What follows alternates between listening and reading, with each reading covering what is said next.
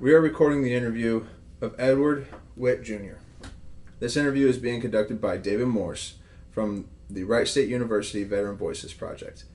This interview is being recorded at the Holiday Inn in Fairborn, Ohio. It is 1:40 p.m. on June 7th, 2019. All right. And you go by Ed. Correct. All right. So, Ed, let's start off with when and where you were born. I was born on my dad's farm back in Socorro, Pennsylvania. That's outside of Butler, Pennsylvania, out in the country there. So, Okay. yeah, born at home.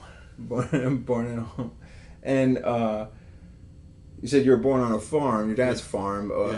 So your dad was a farmer? He was a farmer and he worked a steel mill. Okay. He was tried to be a farmer, but it didn't make enough money, so he got a job at the steel mill too. Right. What about your mom?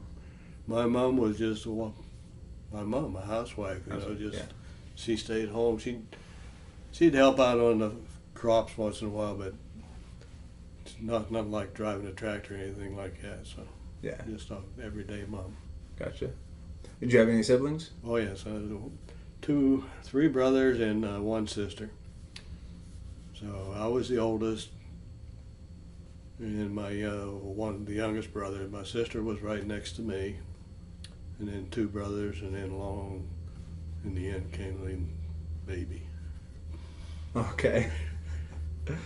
Now, did any of your siblings or relatives, did they join the military at all? Yeah, I had two brothers in the Army at the same time as I was in the Navy. So they both went overseas. One went to Germany, one went to Korea while I was doing things in Vietnam. I gotcha. All right. Do you feel that you're a bit of an influence on them? No, I don't think so. No. In fact, well, maybe they stayed nicer than I was. Let's put it that way. All right. So, tell me a little bit about what you did prior to joining the Navy. I just worked on Dad's farm. I went to high school. I was graduated from high school June 12th, and June 19th I was in boot camp. Oh, okay. So right out of high school, you're ready to go. Okay. And so it was June 19th, what year? 1956. 1956. Okay. Wow. And tell me about what helped you decide to join the Navy. Well, my mother's brother was in the Navy and subsailor. She had two brothers-in-laws that was in the Army Air Corps, but my uncle was in the Navy. He'd come home once in a while on leave, and he always had a new car, or almost new car, Oldsmobile, and a pretty girl. And the other uncles, they didn't live the same lifestyle, and I just said, man, this Navy guy got it made, so I went in the Navy. Yeah. I can understand that. So you joined the Navy, and then where was your boot camp? Great Lakes. Great Lakes. Okay. And how was that? Well, it was a rude awakening when the first morning in boot camp, the guy came in and took a nightstick and rattled around the trash can and reverently get your butt out of bed. So, and what did I get into here? But then it was a lot of marching, a lot of calisthenics, push-ups, and that kind of thing. A lot of physical drills. See if you could handle it, I guess, which I didn't have any problem with after working on Dad's farm. I had a piece of cake. So waltzed right through boot camp. It's just... Yeah. Any of the drill instructors stand out to you? Oh yeah, we had a little Mexican American. He was shorter than me, but he held the record for push-ups in the Navy at the time. And guess what our favorite exercise was? Push-ups. So you guys did push-ups if you did good and push-ups if you did bad, huh? We did push-ups when we did push-ups. Yeah. That was about what it was like in the Air Force. We did, except we did, what was it, leg lifts. We had to do leg lifts all the time. Oh, he had another one he did. I don't know, butt-ups they called them. You grab your ankle and push your butt up. That was trying on your legs. Yeah. I mean, but besides the marching, the push-ups was the main thing. Yeah. Okay, so how long was boot camp for you? Oh, geez, 6 weeks. 6? 6 weeks, or I don't know. It was long enough. Right. And then where did you go from there? Well, I went to Airman Prep School in Norman, Oklahoma, and then I went to Aviation Machinist Mate A School in Memphis, Tennessee, right after that. And then I got out of A School, I went to Naval Air Station, Atlantic City, New Jersey. So Okay. that was my first almost year, I guess, in the Navy. Closed down NAS Lakehurst. They shut the station down. I helped shut it down.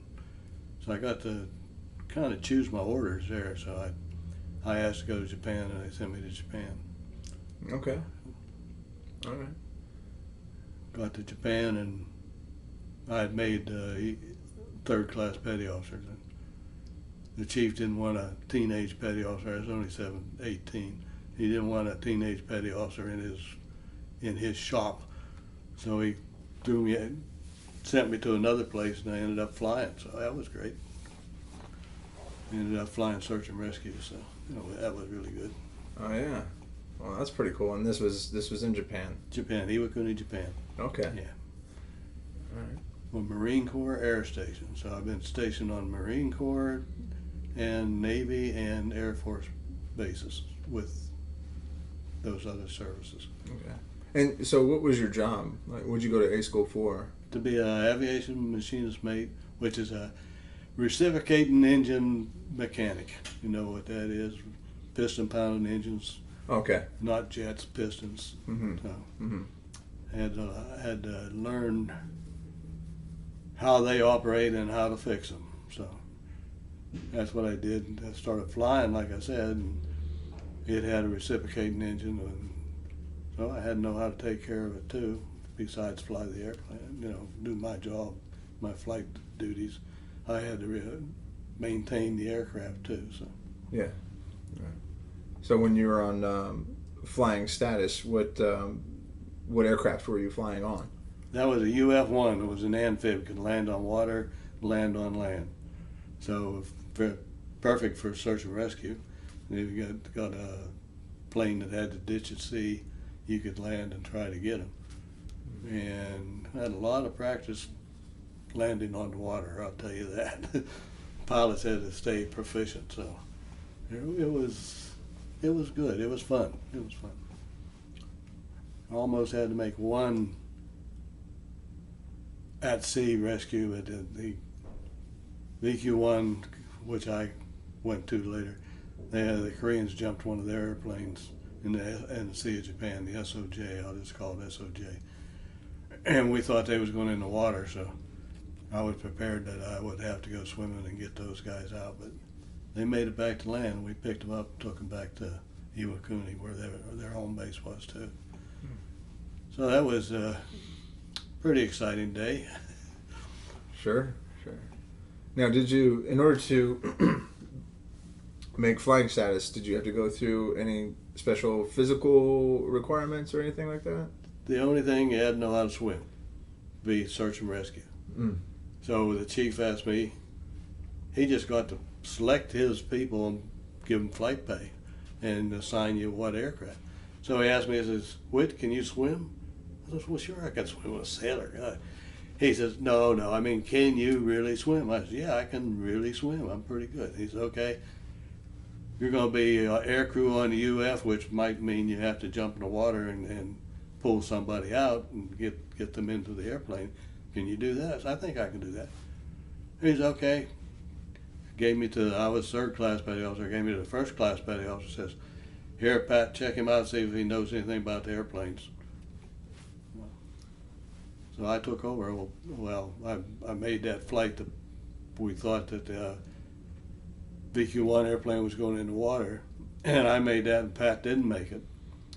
So after that, I was in charge of the airplane, search and rescue, all that stuff. I don't mean to say that I was in charge, because we always had officers in charge. But as far as the flight crew, I had a radio under me. That was flight crew. So that's good. I remember the XO had made that flight with us, trying to get the VQ-1 crew, and after that, he wouldn't fly with anybody else unless I was on the airplane. Oh, that wow. was it. Yeah. I guess he figured I knew what I was doing. It was my first real solo, and it was my first solo, since we didn't have a senior petty officer there, first solo flight. And it was my first, we picked up the crew, so it was my first rescue, but I didn't have to go in the water, which I was proud of, glad of, because that was in springtime. I think it was February, and the Sea of Japan can be pretty doggone cold in February. So how long were you stationed in Japan? I did my first, finished out my first 3, I was what they call a kiddie cruiser. It meant that I enlisted when I was 17, and I got out when I turned 21. So about 2 years in Japan with that, and then I got out, went back home to the farm, see what that was going to be like. But that didn't work. Went right back in the Navy. Mm. So, so you got out and you went back home, and tell me a little bit. Explain to me a little bit why going back home didn't work. Well, I thought I would be able to take over the farm. Dad was working the steel mill, and I thought I'd fit back in where I used to be and take over the farm. And he says, "Well," he says, "son, you can't make a living farming. We're too small. We only had 140 acres, some dairy farm." He said, "We really can't make a living doing this, so you got to get a job." And I said, "Okay." And he said, "Well, I can get you in at Armico Steel." Well, I ain't going to work at steel mill. I seen what it did to him. And I said, "I don't think I want to do that." So I said, "How about loan me $500, Dad?" And he says, "What? Are you crazy?" He says, "You ain't even got a job. You want me to loan you $500? Well, he loaned it to me.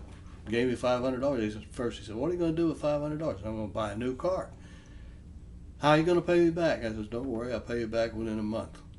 So I went and seen the Navy recruiter, went back in, got my re-enlistment bonus, which was $690, I guess. Paid him his $500. Got me a new car. Went back in the Navy. Well, that's how you do that. It worked. All right. So when you went back in the Navy, you stayed within your MOS? Yeah, I stayed as an aviation machinist mate, but I went aboard ship.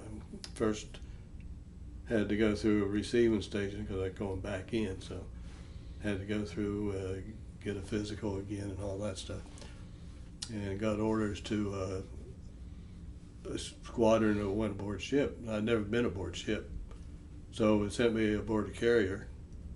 Picked up the squadron in Quonset Point, Rhode Island. The carrier was tied up there. Went aboard CVS, which is an anti-submarine carrier. 9, we used to be the USS Essex. Went aboard her and made a med cruise. Was for the Bay of Pigs. A couple, 3 cruises on her, I guess, something like that. Yeah. Wow. Now, what were some of the major differences between being on land and being on a carrier? Well, on land you can probably take a shower every night. Aboard the carrier, it depended on, for us, the aviation guys, when the flight quarters quit, if you was working the flight deck, especially like I was, then you might not get down while water was available. they shut the water off at a certain time because they couldn't make enough water for everybody to have a shower every day. And, you know, they didn't have the technology they have now. That was, CVS-9 was a World War II carrier, so it didn't have the technology. It couldn't make enough water. So you, and what we call black shoes, because they weren't aviation. They was just, they would get their shower and then they turned the water off. So called water hours. Water hours were over at this time. Your flight quarters were extended that day a little bit. You didn't get a shower. That was the main difference.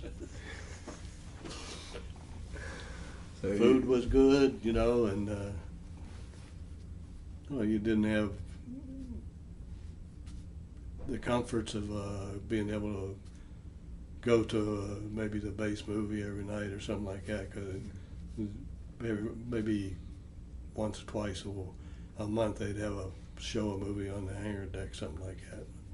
Recreation was short. Sure. Yeah. And so you on the how long were you on this carrier? 2 years. I got there. Yeah, a good two and a half years on the carrier. All right. And while you're on the carrier, I'm sorry, did you say whether you deployed or the places you deployed at on the carrier?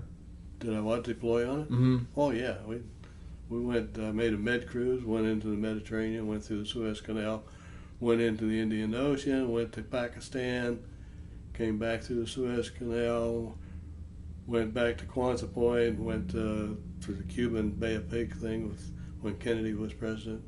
We thought we was going to send the crew in to help out the Cubans, that we never got to go ahead. So we just set off there. We was there, the Essex was there, and the Lake Champlain was there, I think. 2 carriers there. We were ready to go, but never got the word to go, so we just steamed around Cuba and finally went back to Quonset. Okay.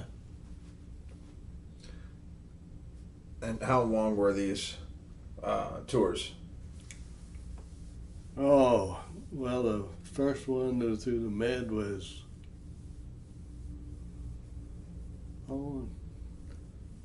year, less than a year and a half, but a good year. The Bay of Pigs, that tour was shorter, that was only about 2 or 3 months. But we also went to Canada a couple times and around the States, and we didn't stay in port very long. Mm-hmm. Always seemed to be going out someplace, but it wasn't like going to the Mediterranean or like the carrier on the West Coast would have been going to Japan or the Philippines, but nothing like that. It's short. Yeah, that seemed like a pretty active carrier. It was, yeah, it was. The old World War II carrier was still chugging pretty hard. So then, what did you do after your stint on that specific carrier? Well, then I went to what we call shore duty in the Navy, and I went to Lakehurst, the home of the blimps, for my shore duty, and helped decommission the last 2 blimps the Navy had, get the helium out of the envelope, and did that. Never flew a blimp. Well, I flew one around the airfield one time, but that was just get a ride. And worked ground support equipment there, GSE. The Navy didn't have a rating for GSE, so us reciprocated piston pounding engine. It's just a smaller engine, like a car engine on mobile power units and stuff. So I knew how to work on an aircraft engine. I figured I could work on a car engine. Did that for 3 years, spent there.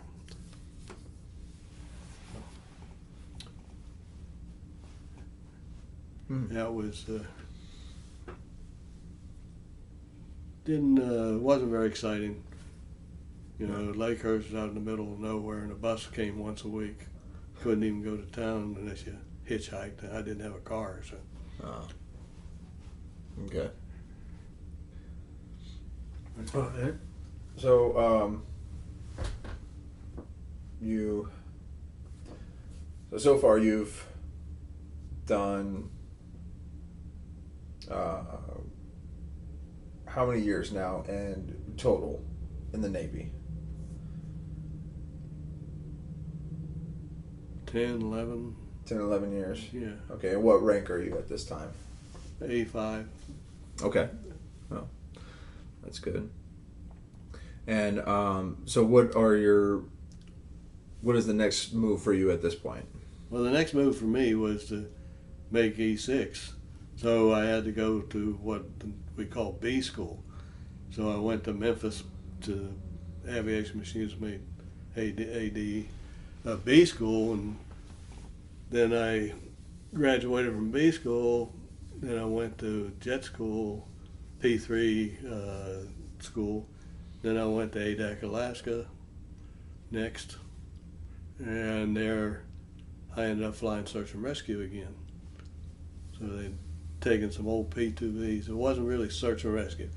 It was search, because P2V can't land on water, and there's very few islands in the Aleutians that you can land on. There's Shimmy of the Air Force and ADAC the Navy. Those were the only two. So you went out and looked and see if somebody's in trouble, some ship's in trouble, and give directions to where the boats could find them. So it was not really search and rescue, it was just search. But it gave me some experience in P2Vs, which came in handy later on. Yeah, okay. All right. And did you find that now these the newer engines that you're working on, was there a lot of similarities? Well, and the P2, yeah, well, it's a bigger engine. Mm-hmm. In a way, the UF had 1820s, which UF the 1820, and the P2V had a 3350, which is a big reciprocating engine. So it was just more moving parts and more power and bigger prop and whatnot, but it was very similar, very similar. And most of the time, were you working on them directly off of the aircraft, or were you able to pull them into a hangar and work on them? Well, we worked on them.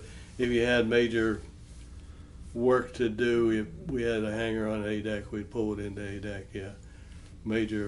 You can work on them outside, but most of the time, any major work was done in the hangar. Mm-hmm.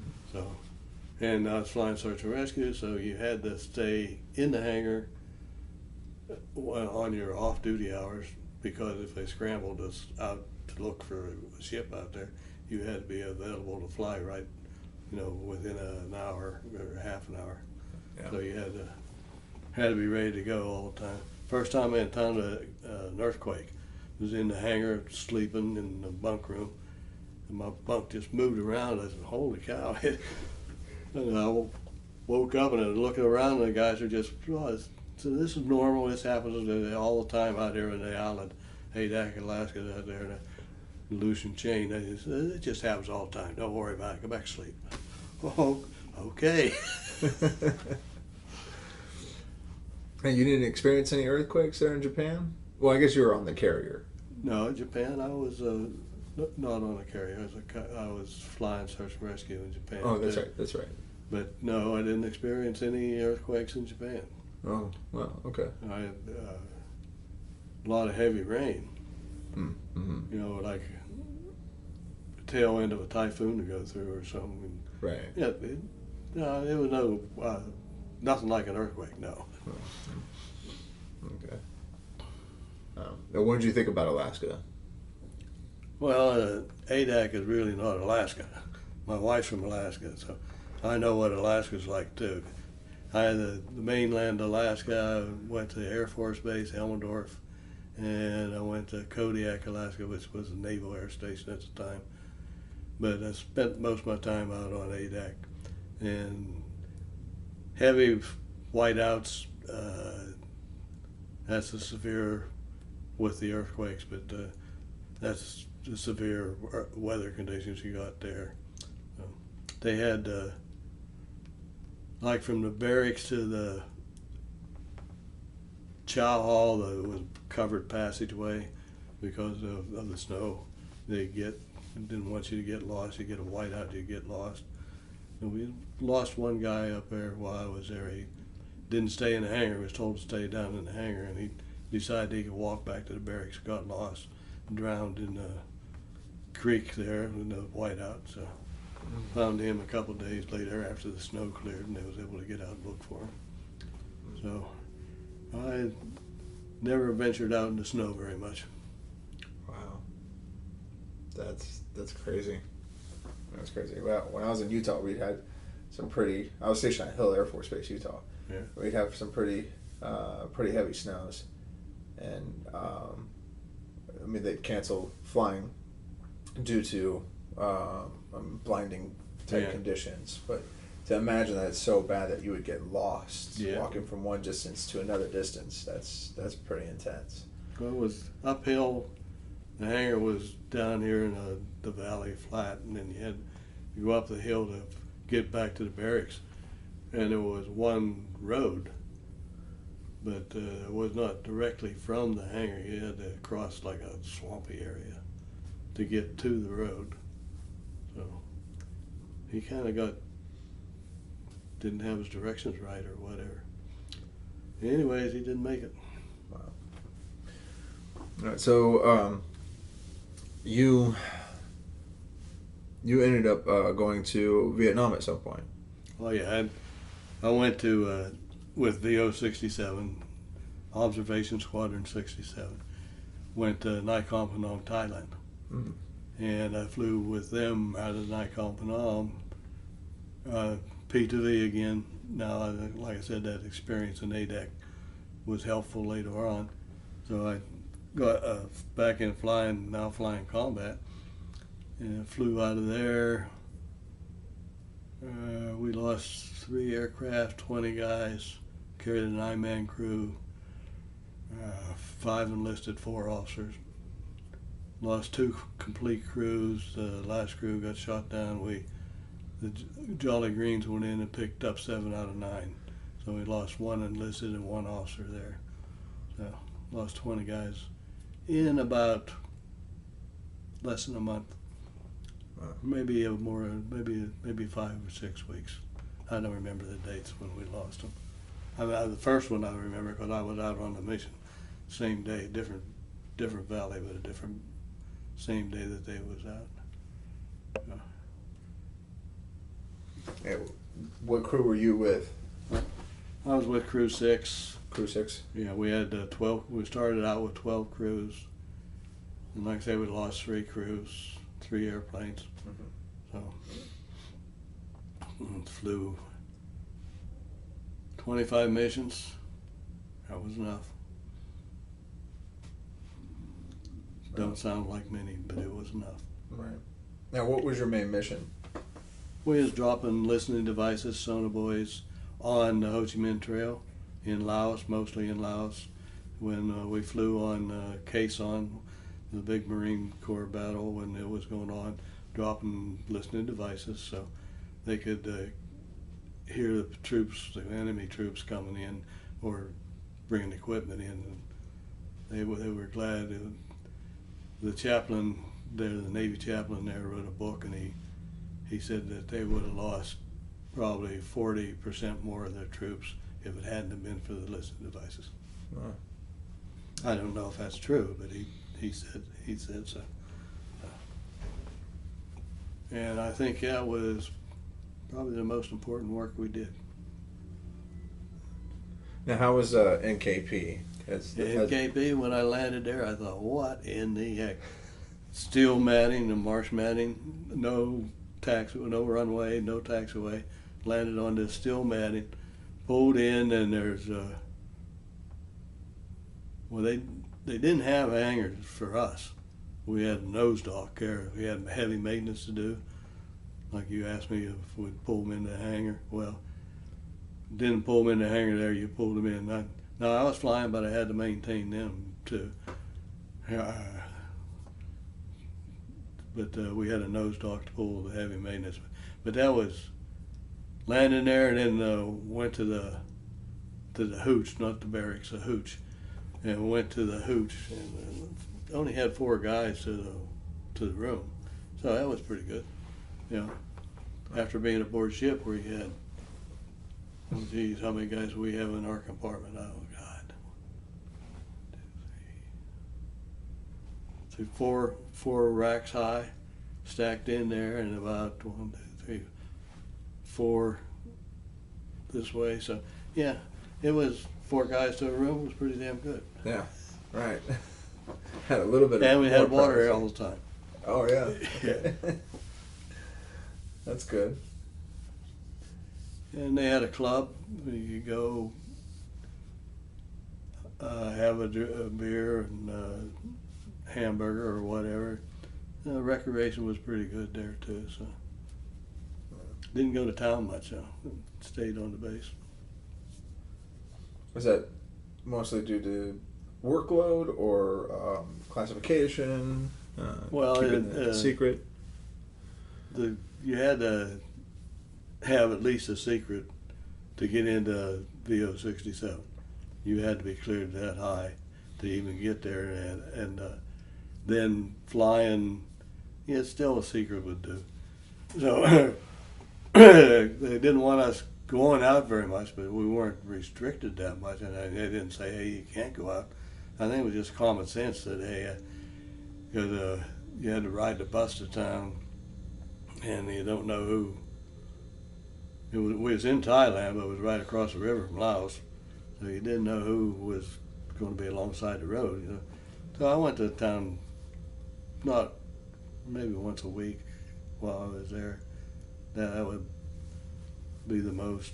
Yeah, didn't do much in town. Spent a lot of time at the club. I gotcha. And so how long were you at NKP? I got there in November 1967. Flew my first mission November 1967. Flew my last mission June 1968. And left NKP July 1968. Wow. So we didn't last very long. Like when we lost the aircraft, they decided it was too hot for us. We was going in at dropping these things at 500 feet. No, my job as a plane captain was to handle the power, and we didn't never want to go more than 250 knots. Yeah, optimum speed was 248 knots, so you had to drop these devices X meters apart because there's a 121 upstairs, an EC 121 Air Force Batcat, picking up when they would bring a convoy of trucks or something. So 1 had to be here, 2 had to be so many meters down here. So you had to keep your airspeed right so that they could call back to NKP and tell the guy that it's funny for them where those buoys were, so they would know if there was trucks or if there was armor or whatever.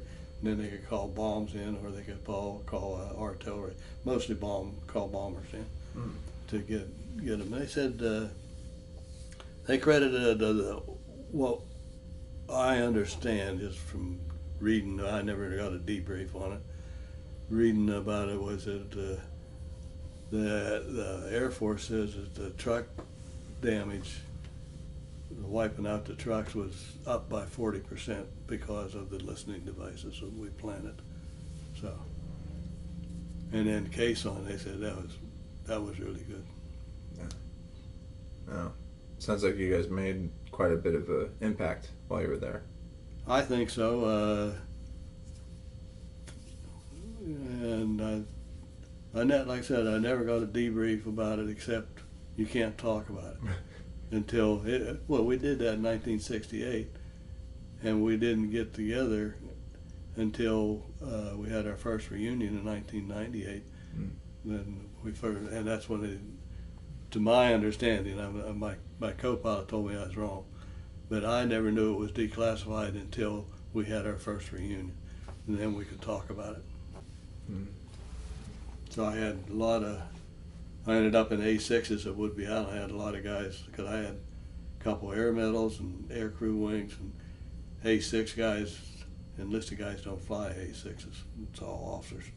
So and here I am, E7 by then, E8 by then, with 4 air medals and a couple of air crew wings, 4 combat air crew wings, and all that stuff. And these other enlisted guys said, "How'd you get that?" And I couldn't tell them. I said I did a little flying. A little flying? I said, yeah, I did a little flying.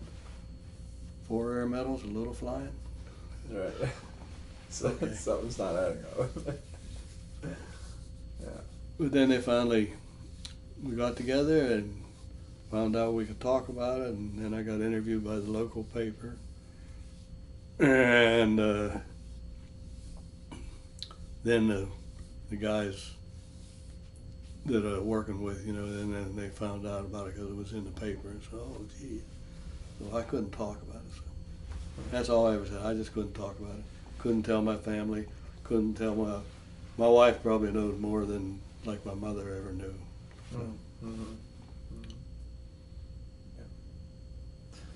So. You returned back from NKP. Yes. I come back from NKP, went to the farm, seen my folks, went to Corpus Christi, got back flight pay again, met my wife. She was on the same flight crew. I got the Admiral's crew, flying to VIP around, the important people, the squadron commanders and stuff. The Admiral had all the training squadrons there. So and my wife was flight attendant serving coffee to the Admiral. We met on the same air crew and ended up getting married. Wow. And then I went to VQ1. I called her up from a bar. I said, did you ever think about going to Japan? And she said, well, no, I never thought about that. I said, and I had a baby now, but less than a year old. And I said, well, think about what we're going to have to take, because I got orders to Japan. That's how I told her she was going to Japan. That's funny. Yeah. That's pretty funny. My my dad, he was Air Force, and he had orders to Turkey, and me and my brother were pretty small at the time, and we'd never heard of Turkey at the time. And so he in telling us, he asked us, what are our feelings about going to Turkey? And we thought he was actually talking about the bird, turkey. And so we're making up jokes the entire time. Little did we know it's an actual country. Yeah, that was pretty amusing. My dad still talks about that. I bet. When my son was less than a year old when we got there. My wife wasn't 21 yet. She turned 21 after we got to Japan. So, and by then I was a chief petty officer in E7. And I had the youngest wife in the squadron, I think. Oh, there you go. So did you end up doing, were you a lifer? Did you end up doing 20 years altogether? 30. 30? Wow. Yeah. Wow. Very good. Yeah. I was thinking about getting out when I had about 26, 27 in. When I was working A6s then, I was the maintenance chief. And my maintenance control chief says, hey Ed, this is for you. And he hands me the phone. I pick up the phone. My wife says, the rabbit died. Now I don't know if you know what that means. They used to take fluid from the lady and inject it into the rabbit for a pregnancy test. If the rabbit died, the lady was pregnant. So she told me, I said, whoa, what'd you say? She said, the rabbit died. Wait a minute, this phone's screwed up. Banged the phone on the desk. I said, what'd you say? She said, the rabbit died and I'm pregnant. I said, oh. So that made up my mind right there. I ain't getting out now with another child on the way. So here comes my daughter. Now I got 4 grandkids, one great grandkid that's not really, the great grandkid is not by blood. My oldest son married his mother, and I treated him like my grandchild since before high school. So That's good. he's in the Coast Guard, first E6 in the Coast Guard. So Wow. I took him to the recruiter. He wanted to go in. He wanted me to go along, so they didn't give him any baloney about what to expect. So I took him to the Coast Guard recruiter. He's been in now 5 years, I think. Good. Wow. Good. So when you retired after 30 years, what did you retire out as? E9.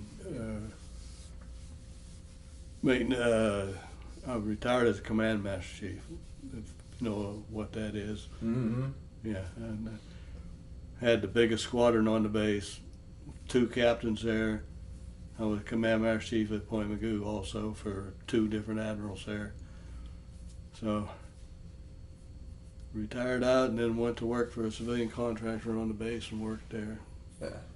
My wife worked on the base as the chow hall was split up. It had enlisted employees and the Navy side. Navy did all the cooking and that.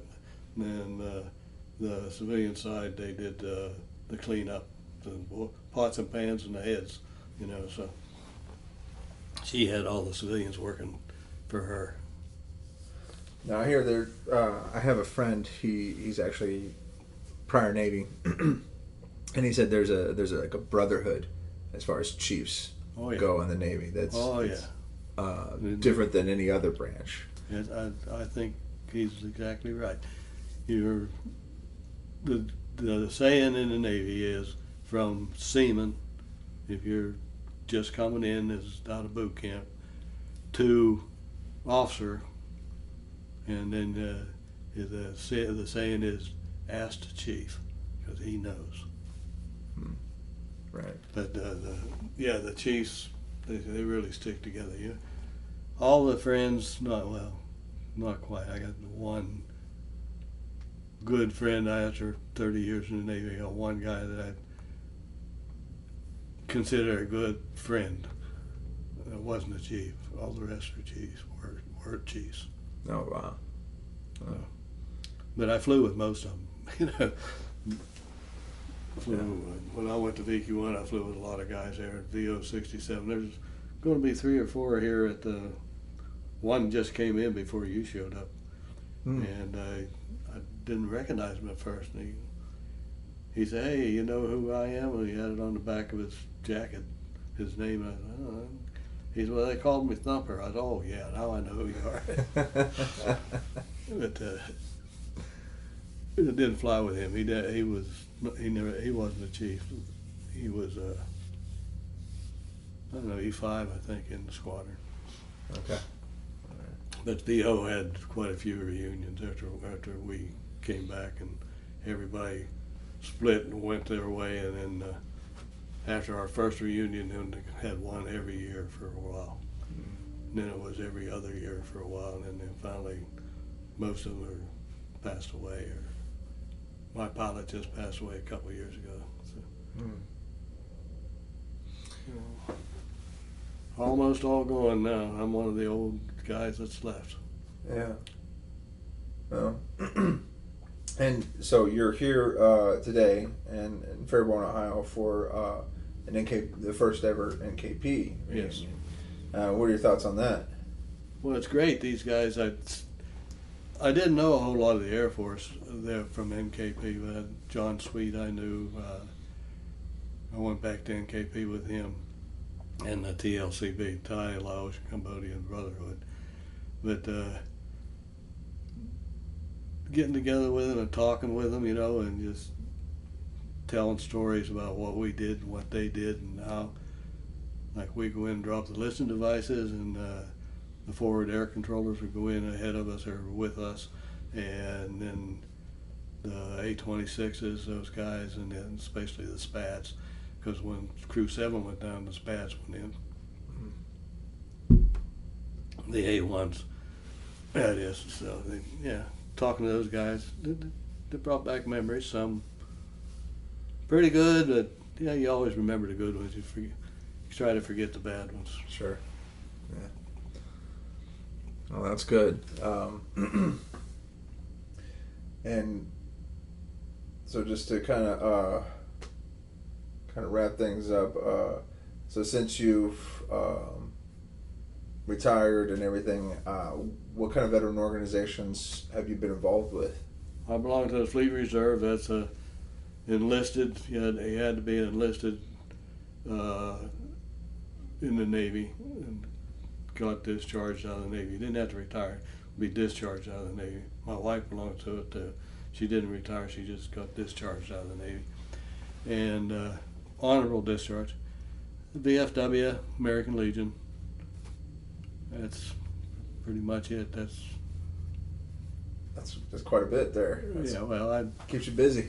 Well, yeah, I go to the Legion, go to the Fleet Reserve. I've been a 50-year member of the Fleet Reserve, so I just got my 50-year pin, April? I think, something like that. Anyway, 50 years continuous belonging to the Fleet Reserve. And they said, coming up on it on the American Legion too, I think, pretty soon. But we got a real good American Legion and VFW in where I'm living now in Oak Harbor, Washington. Real good. Good, very good. And so with your overall, you have a vast experience, 30 years. With all of that experience, how would you say that's helped you throughout your life? Well, I think when I went into the Navy, I had a pretty good work ethic growing up on a farm.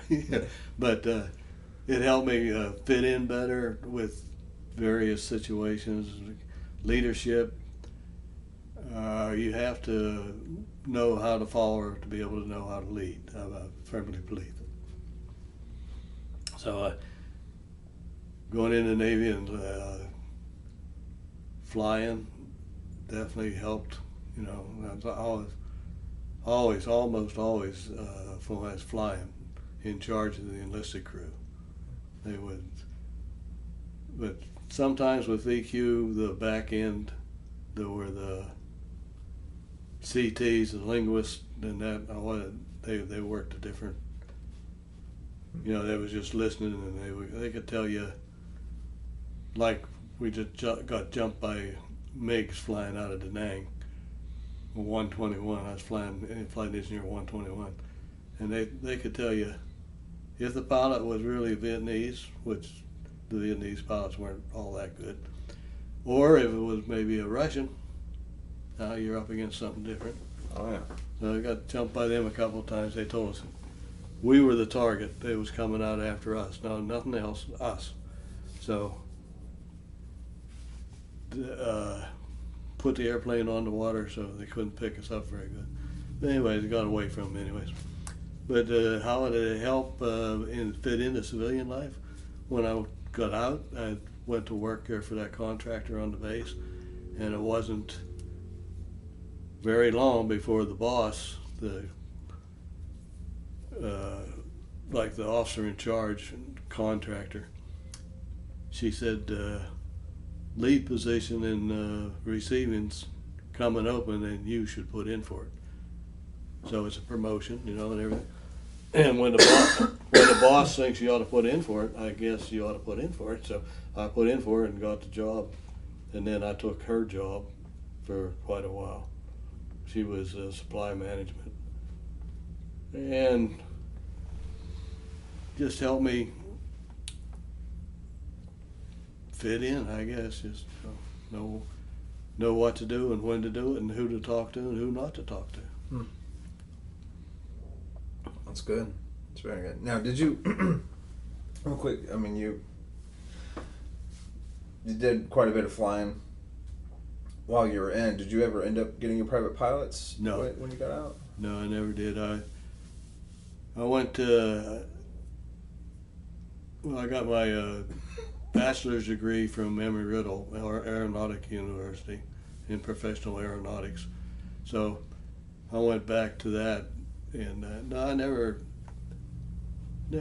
really felt the desire to be a pilot after flying and seeing how the pilots could screw up. If I was a flight engineer, I had to keep them straight, So I figured I don't want that kind of stigma on me. So no, I just never had the interest. I always, after I quit flying and got out, I just liked what I was doing, working. Here I am, a aviation machinist mate, retired, working as an aviation storekeeper in the civilian side of the base there, well, you can't fly without supply, you got to have parts. So That's right. I fed right into that after being a maintenance master chief. So it was, like I said, knowing who to talk to and how to talk to them, sort of. Yeah. All right. So, last question for you. Well, this is going to the Library of Congress and be archived there. Okay. Has the potential for many people to view this. Is there a message that you would like to leave for future generations that could potentially see this? Sure, future generations. I'm not sure I would recommend, like I did my grandson there, my adopted grandson, to go in the Inn. No, not everybody is meant for military. Not everybody is meant for that style of life. But if you think you could fit in, well, go give it a shot.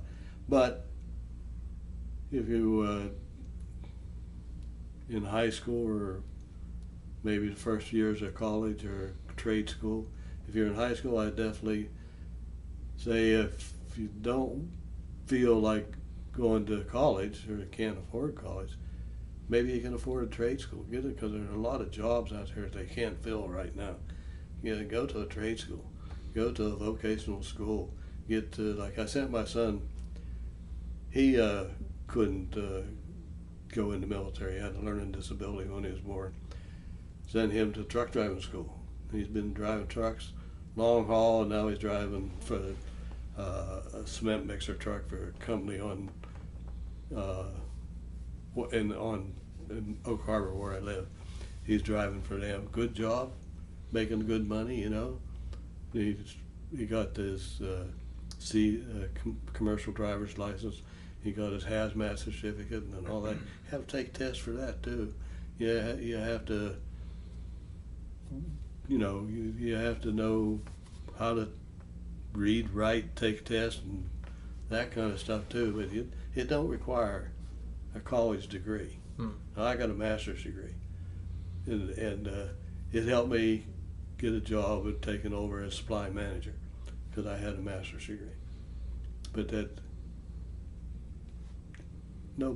I probably didn't need it to get that job because I had the military experience, So I would say pursue your education. If you're not, you don't want to go to school afterwards, maybe a truck driver job or something like my son does, you make some good money. Yeah. Very good. All right. Well, is there anything else that you feel that we haven't covered that you'd like to add to this? Well, I'd like to say that the best squadron I was ever in, and I was in VAW, VA, VP, VQ, and VO. VO was the best squadron I was ever in. That's the one that was at NKP, and VQ was right behind it. They were the two best squadrons. Where I've got most friends or acquaintances that I keep in touch with. But I flew with most of them, so there's a little bit of difference flying with them than being like in a VA or a VAW. Not very many enlisted guys get to fly in those. So you make it what it is. All right. Well, thank you very much for sharing your story. With that concludes our interview. Okay.